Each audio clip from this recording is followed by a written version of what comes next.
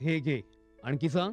बस. अरे हे काय भाऊ, इतकं कमी रासायनिक खत? शेती सोडली आहेस का? शेती नाही, नादानपणा सोडतोय. मातीचं परीक्षण केलंय. आता तर भाऊ जितकं आवश्यक आहे तितकंच खत शेतात टाकू. हा, शेतकऱ्यांनो, आजच आपल्या जिल्ह्याजवळच्या भूमी परीक्षण प्रयोगशाळेत मातीचं परीक्षण अवश्य करवा आणि मातीची पोषक तत्व, आर्द्रता व रोपांचा विकास बघता केवळ आवश्यकतेनुसारच पोषक तत्व घाला. आणि हो, मातीतलं गंधक, जस्त, बोरॉन सारख्या पोषक तत्वांविषयीही जाणून घ्या. खत आणि जैविक खताच्या योग्य उपयोगानं भूमीचा सकसपणा टिकवून ठेवा, उत्पादकता वाढवा, खर्च कमी करा आणि बहुमोल परकी चलन वाचवण्यातही सहकार्य करा. आणि हो, मंद गतीनं नायट्रोजन उपलब्ध करून देणारी खतं जसं कडुलिंबयुक्त युरियाला प्राधान्य द्या आणि युरियाचा पानांवर शिडकाव करा. अरे वा, तू तर खरोखरी समजूतदार झालास रे. आणखी माहितीसाठी संपर्क करा जिल्हा कृषी अधिकारी किंवा शेतकरी कॉल सेंटर.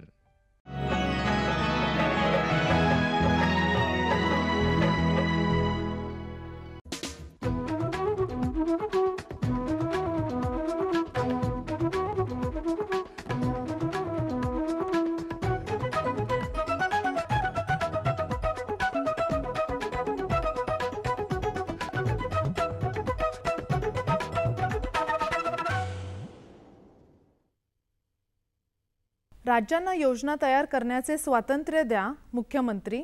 दुष्काळी स्थितीचा राज्य मंत्रिमंडळाकडून आढावा. राज्यातली पहिली फलोत्पादन गणना अखेर पूर्ण. विदर्भात नव्यानं सूतगिरण्या सुरू करणार. सहकार मंत्री. आणि बायोगॅस योजनेतून 512 प्रकल्प कार्यान्वित. नमस्कार, आता पाहूयात सविस्तर वृत्त. समतोल विकासाची राष्ट्रीय संकल्पना साकार करण्यासाठी राज्यांना त्यांच्या स्वतःच्या योजना तयार करण्याचं स्वातंत्र्य द्यावं, तसंच नीती आयोगानं या योजनांना मान्यता आणि आर्थिक मदत द्यावी, अशी मागणी मुख्यमंत्री देवेंद्र फडणवीस यांनी केली आहे. नवी दिल्लीत अलीकडेच झालेल्या नीती आयोगाच्या संचालन परिषदेच्या टीम इंडिया या पहिल्या बैठकीत त्यांनी ही मागणी केली. समग्र कृषी विकासाच्या राज्याचा आग्रह देखील मुख्यमंत्र्यांनी लावून धरला. शेतीशी निगडीत विविध मागण्या त्यांनी आयोगाच्या सदस्यांसमोर मांडल्या. नव्याने सुरू झालेल्या पंतप्रधान कृषी सिंचन योजना ही महाराष्ट्र शासनाने सुरू केलेल्या जलयुक्त शिवार योजनेसारखी असल्यानं राज्य शासनाला अधिकाधिक निधी द्यावा, तसंच सूक्ष्म सिंचनासाठीही अधिक निधी उपलब्ध व्हावा. राज्य मंत्रिमंडळाच्या अलीकडेच झालेल्या बैठकीत राज्यातल्या दुष्काळी स्थितीचा आढावा घेण्यात आला. मदत आणि पुनर्वसन विभागानं 2000 कोटी रुपयांची मदत शेतकऱ्यांना वितरित केल्याचं सांगण्यात आलं. उर्वरित 2000 कोटी रुपयांचं वितरण देखील विभागीय पातळीवर झाल्याची माहिती यावेळी देण्यात आली. केंद्राच्या मदतीसाठी विलंब होत असल्याची दखल घेत मुख्यमंत्री देवेंद्र फडणवीस यांनी मंत्रिमंडळाच्या बैठकीतूनच केंद्रीय कृषी सचिवांशी चर्चा केली. राज्यातली दुष्काळ सदृश परिस्थिती बिकट होत चालली आहे. त्यामुळे केंद्र सरकारनं तातडीने 3900 कोटी रुपयांची मदत वर्ग करावी, अशी मागणी मुख्यमंत्री फडणवीस यांनी केंद्रीय कृषी सचिवांकडे केली. राज्यातली पहिली फलोत्पादन गणना अखेर पूर्ण झाली आहे. राज्यात 25 लाख फलोत्पादक शेतकरी असल्याचा कृषी आणि फलोत्पादन विभागाचा अंदाज आहे. प्रत्यक्षात ही संख्या 14,15,000 भरली आहे. फलोत्पादक शेतकरी संख्येप्रमाणेच फळपीक, फुलं आणि भाजीपाला पिकांविषयीची माहिती या अहवालात आहे. महिनाभरात हा अहवाल राज्य शासनाला सादर होऊन येत्या मार्च महिन्याच्या अखेरीस तो प्रसिद्ध होण्याची शक्यता आहे.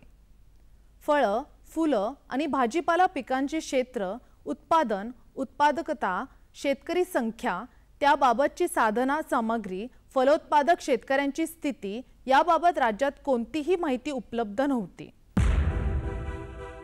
विदर्भात नव्यानं सूतगिरण्या सुरू करण्याचा निर्णय घेण्यात आल्याची माहिती सहकार मंत्री चंद्रकांत पाटील यांनी अलीकडेच एका पत्रकार परिषदेत दिली। पश्चिम महाराष्ट्रातल्या सूतगिरण्या बंद न करता या सूतगिरण्या कर्जमुक्त व्हाव्यात यासाठी पॅकेज देण्याचा विचार शासन करत आहे। विदर्भात कापूस पिकतो पण तिथं सूतगिरण्या नाहीत, त्यामुळे कच्चा माल उपलब्ध असलेल्या विदर्भ आणि मराठवाड्यात टेक्सटाईल पार्क्सचे प्रकल्प उभारले जातील असं त्यांनी स्पष्ट केलं। राज्यातल्या भूविकास बँकांना आत्तापर्यंत शासनानं 1900 कोटी रुपये दिले आहेत। या बँकांमार्फत यापूर्वी शेतकऱ्यांना आर्थिक सहाय्य केलं आहे। पुणे जिल्ह्यांमध्ये यंदा सुमारे 1000 घरगुती बायोगॅस प्रकल्प उभारण्याचं उद्दिष्ट असून आत्तापर्यंत 512 प्रकल्प कार्यान्वित झाले आहेत, अशी माहिती जिल्हा परिषदेच्या कृषी विभागातर्फे देण्यात आली।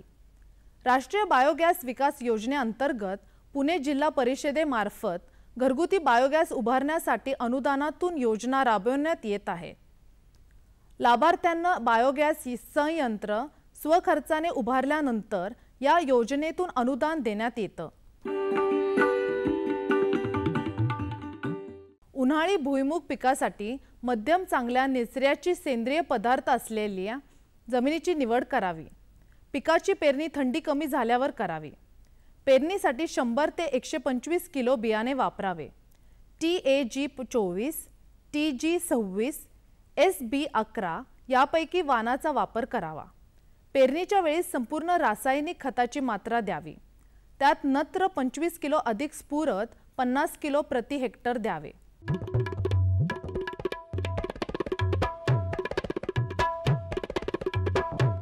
आता बघूयात सातारा कृषी उत्पन्न बाजार समितीचे काही बाजारभाव प्रति क्विंटलचे। आले कमाल 3200 रुपये, किमान 2000 रुपये। बटाटा कमाल 1300 रुपये, किमान 800 रुपये। भेंडी कमाल 4000 रुपये, किमान 2000 रुपये। फ्लॉवर कमाल 1000 रुपये, किमान 500 रुपये। घेवडा कमाल 1200 रुपये, किमान 1000 रुपये। काकडी कमाल 2500 रुपये, किमान 2000 रुपये। शेवगा कमाल 6000 रुपये, किमान 4000 रुपये। हिरवा वाटाणा कमाल 3300 रुपये, किमान 2000 रुपये।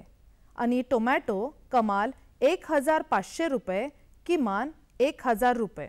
कृषी बाजारभाव विषयक अधिक माहितीसाठी www.agmarknet.nic.in किंवा www.msamb.com या संकेतस्थळाला भेट द्या।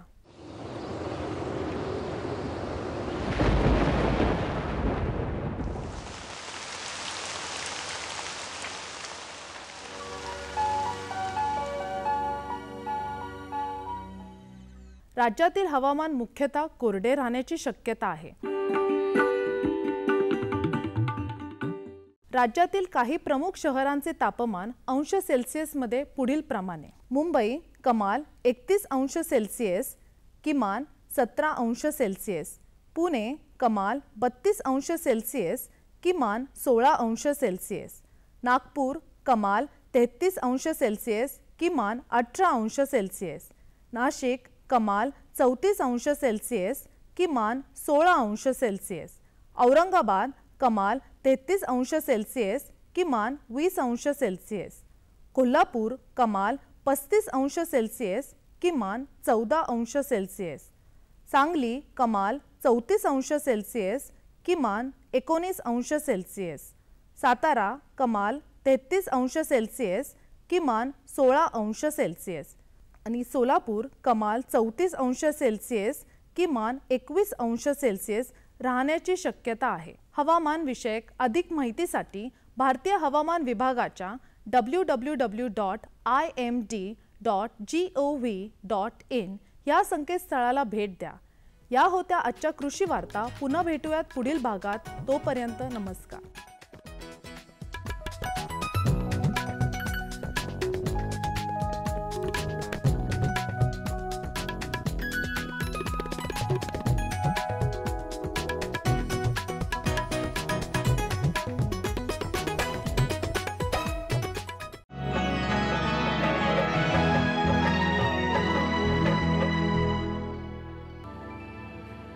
वसूल करतेच बाबा, करतेच बाबा. तुकाराम, हे तुकाराम. हे शाळेला गेल्या ती. शाळेला गेला? अरे बा नाही सांगायचं तर पटेलाशे बॉल बॅडे. वैलाला म्या शाळेलाच गेलतो, म्हणजे फॉर्म स्कूलला, जिथं शेतकऱ्यांना पिकांचा उपज वाढवायच्या सर्व गोष्टी शिकवल्या जातात. जसं मातीच्या पोतानुसार कोणती खतं योग्य आहेत, कोणती बियाणं आणि गरजेनुसार कोणती कीटकनाशकं उत्तम आहेत. खर्च बेताचा, लाभ मोलाचा. हे धर लाला, तुझं कर्ज फिटलंय.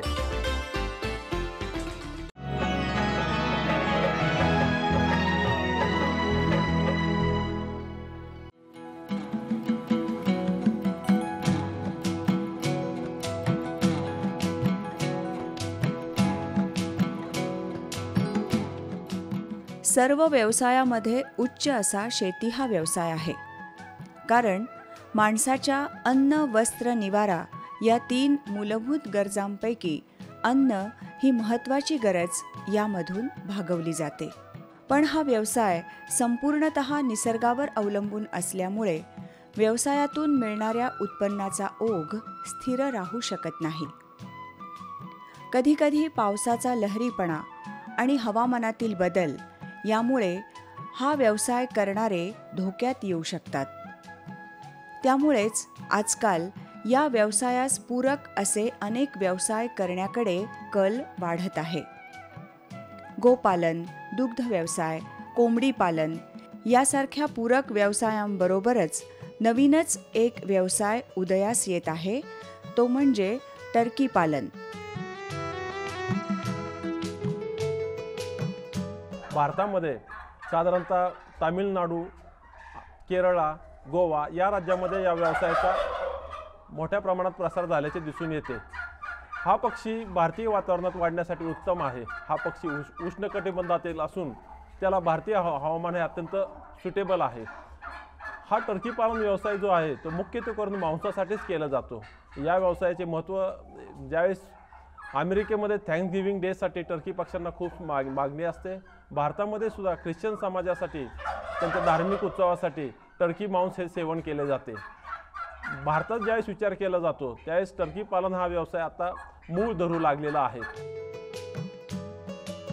पिसाऱ्याप्रमाणे असणारी आकर्षक अशी पंखांची रचना, वळणदार मान, चोचीचा वेगळेपणा यामुळे टर्की कोंबडीपेक्षा थोडासा वेगळा दिसतो. या व्यवसायाचं महत्त्व सांगायचं म्हणजे टर्की पालन हा मांसासाठी उत्तम व्यवसाय असून यामध्ये आपल्याला साधारणतः असे दिसून येईल की भारतीय हवामानामध्ये हा पक्षी चांगला वाढत असतो. त्याचबरोबर या पक्ष्यांना रोगप्रतिकारशक्ती अत्यंत चांगली आहे. रोगप्रतिकारशक्ती चांगली असल्यामुळे हा मोकाट किंवा अर्धबंदिस्त पद्धतीने आपल्याला वाढवता येतो. आणि नंबर 2 मध्ये कमी कालावधीमध्ये हा पक्षी चांगल्या तऱ्हेने वाढतो. हा पक्षी मांसासाठी वाढवत असताना आपण साधारणतः 18 आठवड्यापर्यंत या पक्षाची वाढवणूक करत असतो, जपवणूक करत असतो आणि त्यानंतर हा मांसासाठी विक्री केला जातो. या पक्षाच्या मांस जे आहे याची जर स्पेशालिटी आपण विचार केला तर असे दिसून येईल की या पक्षामध्ये मांसामध्ये प्रथिनांचे प्रमाण हे इतर कोणत्याही म्हणजे चिकनपेक्षा किंवा इतर कोणत्याही मांसापेक्षा जास्त आहे. यामध्ये प्रथिनांचे प्रमाण हे 24% आहे. त्यासोबतच यामधील जे फॅट जे आहे की ज्याबद्दल लोकांना आज खूप कॉन्शियस लोक आहेत, ह्या फॅटचे प्रमाण हे अत्यंत कमी आहे. यामध्ये फॅट जे आहे ते फक्त 6.6% आहे.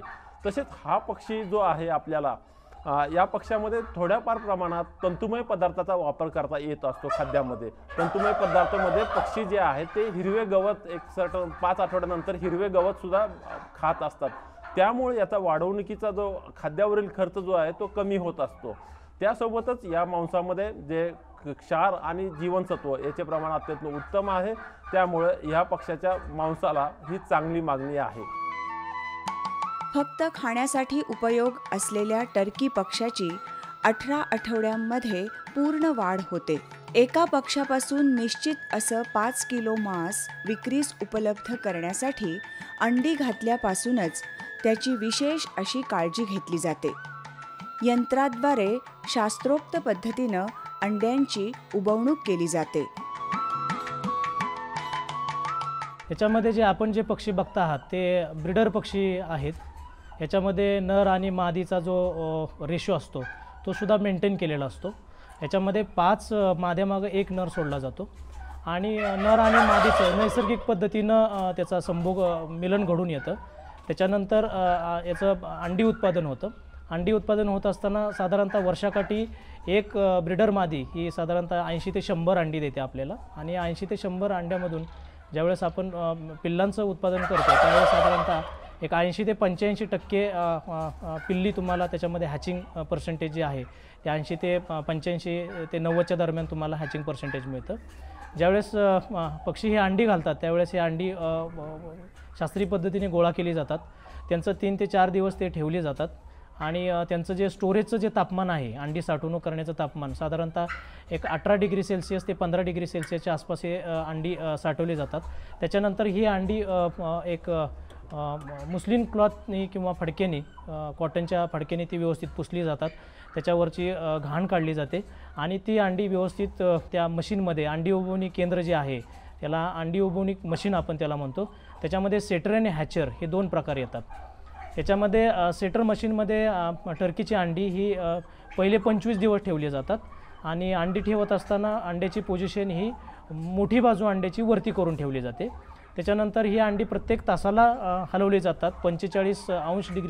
45 डिग्री सेल्सिअसला ही अंडी हलवली जातात आणि 25 दिवस झाल्यानंतर ह्या अंड्याची तपासणी केली जाते आणि याच्यामधून फलित अंडी आणि अफलित अंडी असे 2 प्रकार येतात. तर अफलित अंडी 25 दिवसानंतर ही बाजूला केली जातात. फलित अंडी फक्त पुढच्या मशीनमध्ये दुसऱ्या मशीनमध्ये म्हणजे त्याला आपण हॅचर मशीन म्हणतो की जिथं अंडी शेवटचे 3 दिवस ठेवले जातात आणि हॅचर मशीनमध्ये ॲक्च्युली 28व्या दिवशी ही पिल्ली तयार होतात. तर टर्कीचा अंडी उबवणुकीचा जो कालावधी आहे तो पिल्लं उबवणुकीचा जो कालावधी जो आहे ते साधारणतः 28 दिवसाचा असतो आणि कोंबड्यांचा अंडी उबवणुकीचा जो कालावधी आहे तो 21 दिवसाचा असतो.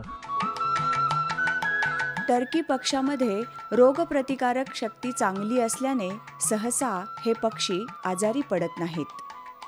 तसंच योग्य प्रमाणात दिलं जाणारं सकस खाद्य, वेळोवेळी केलं जाणारं लसीकरण यामुळे 18 आठवड्यांनंतर पूर्ण वाढ झालेला टर्की दगावण्याची शक्यता कमी असते. कुक्कुटपालनाचा ज्यावेळेस शेतकरी विचार करत असतो त्यावेळेस त्याला पहिल्यांदा भीती वाटत असते की या कुक्कुटपालनामध्ये रोगराईचं प्रमाण खूप आहे. परंतु ज्यावेळेस आपण कोंबड्यांचा विचार करतो आणि टर्की पक्ष्याचा विचार करतो त्यावेळेस अशा लक्षात येईल की टर्की पक्षी हा मूळतःच याच्यामध्ये रोगप्रतिकारशक्ती चांगली आहे आणि हा पक्षी खूप स्टर्डी आहे.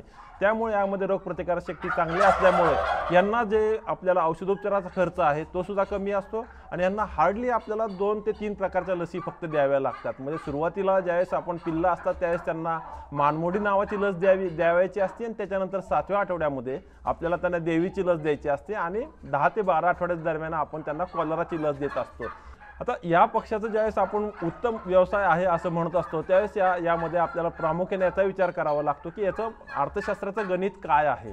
तर आपल्या असं लक्षात येईल की हा पक्षी जो आहे आपल्याला 18 आठवड्यापर्यंत आपल्याला सांभाळायचा असतो आणि 18व्या आठवड्यामध्ये आपण ह्याला मांसासाठी याची विक्री करत असतो. साधारणतः 0 ते 18 आठवडे या कालावधीमध्ये ब्रुडिंगचा कालावधी हा 4 आठवड्याचा आहे. त्याच्यानंतर जो फिनिशिंग ग्रोईंग आणि फिनिशिंग कालावधी आहे हा 5 आठवड्यापासून हा 18 आठवड्यापर्यंत आहे.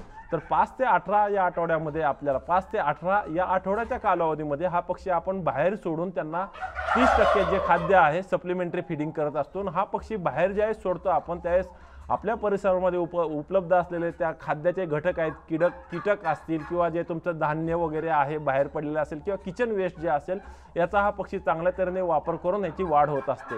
साधारणतः बंदिस्त पद्धतीमध्ये ह्या पक्षाला आपल्याला जे खाद्य द्यावं लागत असतं ते सुरुवातीला 1 किलो खाद्य लागतं ब्रुडिंगच्या कालावधीमध्ये. त्यानंतर मात्र त्याला टोटल खाद्य जे आहे ते आपल्याला 17 किलो खाद्य त्याला लागत असतं.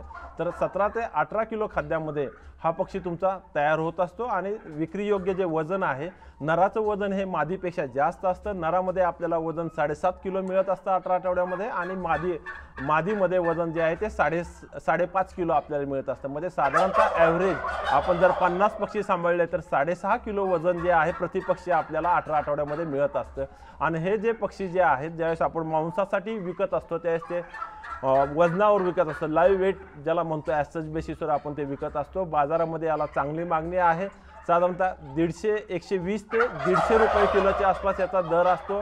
ख्रिसमसच्या पिरियडमध्ये डिसेंबरमध्ये याला चांगली मागणी असते, त्यावेळेस आपल्याला दर जो आहे तो 150पेक्षा निश्चित जास्त मिळत असतो आणि इतर वेळेस मात्र याचा दर जो आहे तो 120 ते 150च्या दरम्यान हा मर्यादित असतो.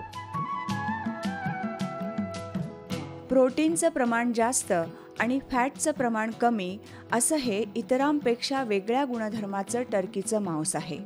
त्यामुळेच आहारातील पथ्य पाळून आपली शरीर प्रकृती आरोग्यदायी ठेवण्याचा कल असणाऱ्या सर्वांकडून टर्की मांसाची मागणी वाढत आहे. हा व्यवसाय वाढवण्यासाठी यामध्ये 2 महत्त्वाच्या गोष्टी आहेत. एक म्हणजे चांगलं विक्री व्यवस्थापन करणे, त्यासोबतच विक्री व्यवस्थापन करत असताना आपला जो ग्राहक जो आहे तो ग्राहकांपर्यंत या व्यवसायाचं महत्त्व पोचणं हा सगळ्यात महत्त्वाचा भाग आहे. तर या मांसाचा प्रचार प्रसार करण्यासाठी शेतकऱ्यांना किंवा आपल्याला एकतर कंझ्युमर जे आहे त्यांच्यामध्ये या मांसाचं चांगलं का आहे याचा प्रचार प्रसार करणं गरजेचं आहे. त्यासोबतच विक्री व्यवस्थापनामध्ये विक्री जी आहे ते साधारणतः मोठ्या शहरांच्या आसपास जे मोठे मोठे हॉटेल्स आहेत त्यांच्यामध्ये या मांसाचा जास्त वापर केला जातो. त्यामुळे आपल्याला विक्री करत असताना आपल्याला शहरी भागातच याची विक्री करावी लागणार आहे. एखाद्या व्यवसायाचं प्रशिक्षण नेहमीच चांगलं उत्पन्न मिळवण्यास उपयोगी पडतं. कमी गुंतवणुकीत जास्त फायदा मिळवून देणाऱ्या टर्की पालन व्यवसायाचं प्रशिक्षण सातारा जिल्ह्यातल्या शिरवळ इथं क्रांतिसिंह नाना पाटील पशुवैद्यकीय महाविद्यालयात दिलं जातं. याच्यामध्ये शेतकऱ्यांना कुठलीही अडचण असेल तर ती शंका निर्मूलन करण्यासाठी क्रांतिसिंह नाना पाटील पशुवैद्यकीय महाविद्यालय शिरवळ येथे कुक्कुटपालनशास्त्र विभाग आहे. त्या कुक्कुटपालनशास्त्र विभागामध्ये तुम्ही संपर्क केला तरी हरकत नाही आहे. या विभागामार्फत गेले 3 वर्ष शेतकऱ्यांना कुक्कुटपालनाविषयी किंवा तुमचं टर्की पालनाविषयी ट्रेनिंग दिलं जातं. हे ट्रेनिंग साधारणतः 6 दिवसाचं ट्रेनिंग दिलं जाईल. या ट्रेनिंगमध्ये शेतकऱ्यांना राहायची सोय केली जाते, त्यांना जेवणाची सोय केली जाते आणि या ट्रेनिंगसाठी साधारणतः जो खर्च आहे तो प्रति शेतकरी साधारणतः 2,500 आपण त्यांना चार्ज करत असतो. आणि याच्यामध्ये या ट्रेनिंगमध्ये शेतकऱ्यांना टर्की पालनाविषयी पुरेपूर म्हणजे टर्की पक्षी कसा आहे, टर्की खाद्याचं व्यवस्थापन कसं केलं जातं, टर्की पक्ष्यांचं ब्रूडिंग कसं केलं जातं, पक्षी मोठे झाल्यानंतर त्यांची वाढ कशी केली जाते, पक्ष्यांची उपलब्धता कशा पद्धतीनं आहे, तर पक्ष्यांचं अर्थशास्त्र कसं आहे, विक्री कशी केली पाहिजे किंवा या सर्व पद्धतीचं जे व्यवसायाबद्दलची जी माहिती आहे ही कुक्कुटपालनशास्त्र विभागाअंतर्गत जिथं क्रांतिसिंह नाना पाटील पशुवैद्यकीय महाविद्यालय आहे या ठिकाणी शेतकऱ्यांना पुरेपूर माहिती दिली जाते. पूर्णतः निसर्गावर अवलंबून असल्यामुळे उत्पन्नाच्या स्थिरतेची हमी शेती व्यवसायात कमी असते. पण आजकाल शेतीमध्ये होणारे नवनवे शोध, आधुनिक तंत्रज्ञान, कृषी तज्ज्ञांचं मार्गदर्शन तसंच जमीन, पाणी, खतं, कीटकनाशकं यांचं नियोजन यामुळं निसर्गावर मात करून फक्त शेती व्यवसायातूनही जास्तीत जास्त उत्पन्न मिळवता येऊ लागलं आहे. तरीसुद्धा निसर्ग हा नेहमीच माणसापेक्षा बलवान असल्यामुळे कधीकधी शेती हाच व्यवसाय करणारेही धोक्यात येऊ शकतात. त्यासाठी शेतीपूरक व्यवसायाची जोड जर शेती व्यवसायास असेल तर उत्पन्नाची स्थिरता कायम ठेवण्यास मदत होते हे नक्की.